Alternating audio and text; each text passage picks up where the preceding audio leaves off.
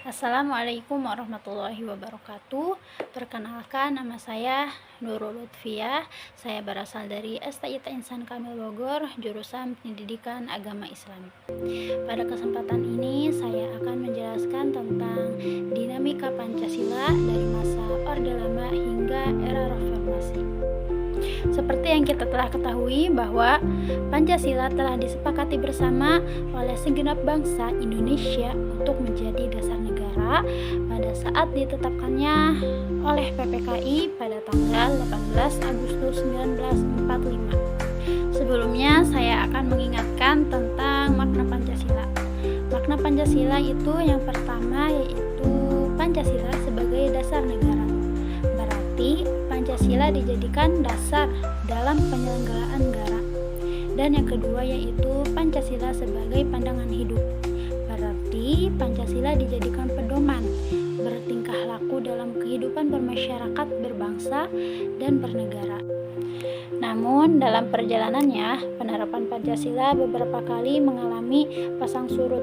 Ibarat manusia yang kadang diterpa masalah, kadang terserang penyakit, kadang ada juga pihak yang tidak senang, yang sehingga mencoba untuk melemahkan ketahanan diri seseorang tersebut, atau dalam hal ini Pancasila itu sendiri.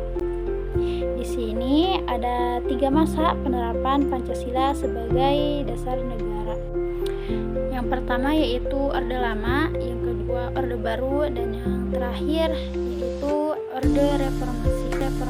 Pertama yaitu Orde Lama pada tahun 1945 hingga 1966. Orde Lama adalah periode pemerintahan di Indonesia di bawah kepemimpinan Soekarno yang ditandai oleh dominasi ideologi nasionalisme Nasakon, sentralisasi kekuasaan pada presiden, dan sistem politik demokrasi terpimpin.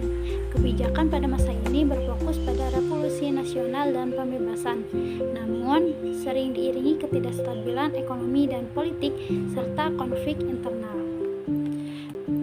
Dan pada orde lama ini ada beberapa penyimpangan.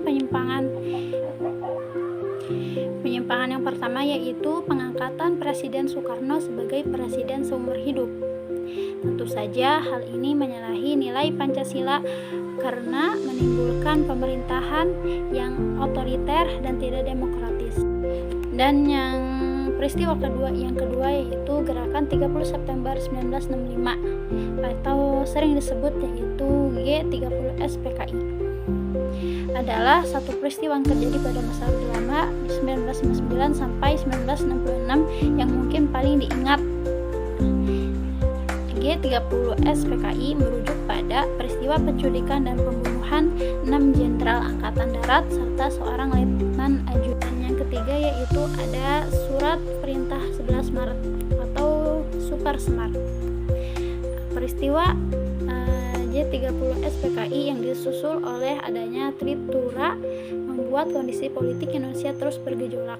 Buntut dari kejadian ini adalah keluarnya Surat Perintah 11 Maret atau Super Semar yang ditandatangani oleh Presiden Soekarno pada 11 Maret 1966. Super Semar membuka jalan bagi Soeharto untuk menjadi presiden sekaligus mengakhiri Orde Lama dan memulai Orde Baru. Dan kita sekarang masuk kepada Orde Baru pada 1966 sampai 1998. Pada Orde Baru ini adalah masa pemerintahan Presiden Soeharto di Indonesia yang bertujuan mengoreksi penyimpangan Orde Lama dengan menekankan stabilitas politik dan pertumbuhan ekonomi, namun diwarnai oleh pembatasan kebebasan sipil, korupsi, dan pelanggaran HAM. Periode ini diawali dari Surat Perintah 19 Maret 1966 dan berakhir dengan kritis ekonomi 1997 serta pengunduran diri Soeharto pada 21 Mei 1998, menandai berakhirnya kekuasaan Orde Baru dan dimulainya era reformasi. Adapun peristiwa yang terjadi pada Orde Baru, yang pertama yaitu Tritura. Tritura adalah 3 tuntunan rakyat adalah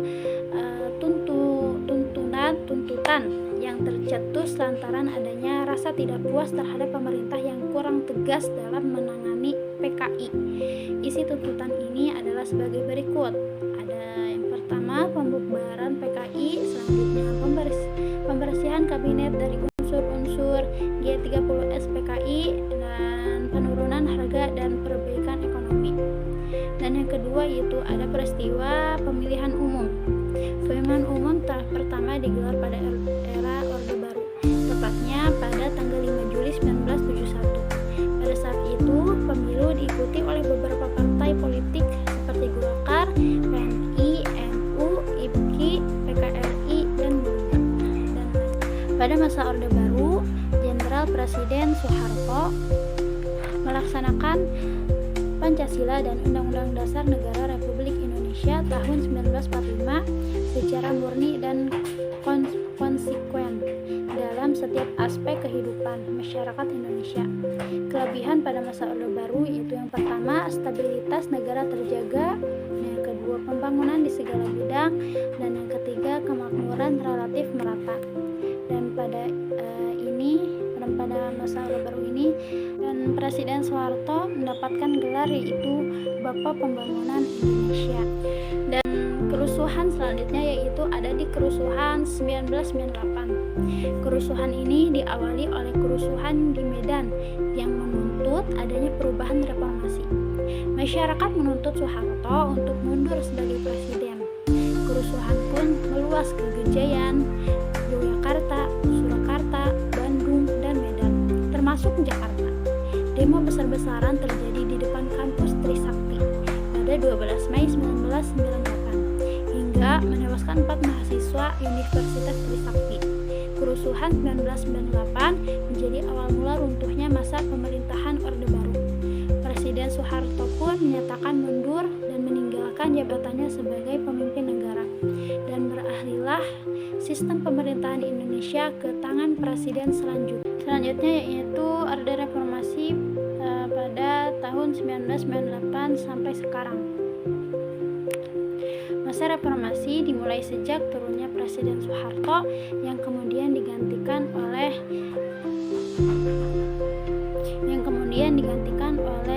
B.J. Habibie. Dan adapun dampak positif pada peristiwa di era reformasi. Yang pertama yaitu membuka ruang untuk menjalin kerjasama dengan negara lain. Indonesia mulai bisa menjalin kerjasama dengan negara lain setelah masa reformasi. Kerjasama ini bisa dilakukan melalui hubungan bilateral hingga multilateral lewat lembaga internasional yang saling menguntungkan. Dan yang kedua yaitu siapa saja bisa menjadi presiden. Setiap warga Indonesia berpeluang untuk menjadi pemimpin seperti presiden negara. Buktinya Abdurrahman Wahid atau Gus Dur yang bisa menjadi presiden latar belakang pesantren, dan Jokowi dengan latar belakang pengusaha. Dan yang ketiga yaitu pembatasan masa jabatan presiden. Pada masa Orde Baru belum ada aturan terkait pembatasan masa jabatan presiden. Jadi presiden bisa menjabat seumur hidup. Namun pada masa reformasi ada aturan baru yang dibuat terkait pembatasan masa jabatan presiden. Dan yang keempat yaitu kebebasan berpendapat. Masyarakat dapat menyampaikan aspirasi dan kritik secara. Dan adapun dampak negatif pada era reformasi. Yang pertama yaitu ketidakstabilan kondisi politik pasca reformasi. Indonesia mengalami periode ketidakstabilan politik yang ditandai oleh persaingan politik yang instan antar partai dan kurangnya koalisi yang kokoh dalam memerintah.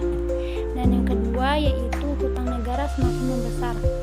Krisis ekonomi yang terjadi pasca reformasi menyebabkan hutang negara semakin membengkak akibat kebijakan pemulihan ekonomi yang tidak efektif.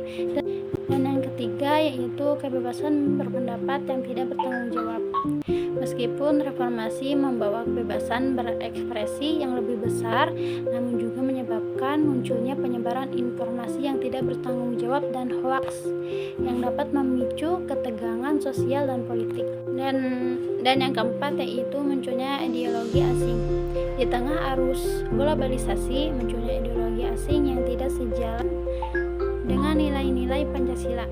dapat mengancam keutuhan dan keberlangsungan bangsa Indonesia sebagai bangsa yang berdasarkan Bhinneka Tunggal Ika. Dampak negatif peristiwa reformasi pada tahun 1998 menjadi pelajaran penting bagi bangsa Indonesia dalam mengelola perubahan politik dan sosial.